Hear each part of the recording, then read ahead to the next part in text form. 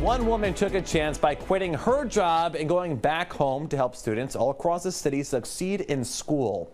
News 12 Brooklyn reporter Lena Salzbank has the latest on her journey from Wall Street to the whiteboards.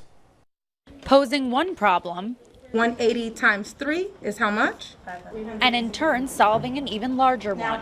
I started to see less and less of students who look like me, whether we're talking about the finance industries, working in the coding fields, like, as full stack web developers. There were just less students who were black and brown, and I took issue with that. Tai Abrams quit her consulting job to help children across our city achieve their goals. We have supported hundreds of students in getting ready for top high schools. We don't just do SHSAT prep. We also help students to get ready for the most competitive screen programs. AdmissionSquad started in 2016, helping a select group of minority students prepare for high school. It's the way they explain it. They will come help you if you need it, even if you don't say so. They can see where you need help.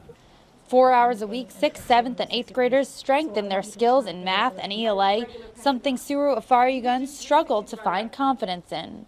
I felt discouraged, like I couldn't do it. I used to look at ELA and be like, this is a puzzle I cannot solve.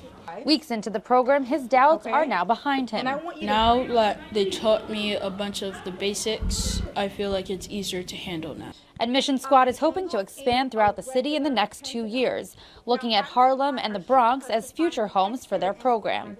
In Brooklyn Heights, Lena Salzbank, News 12.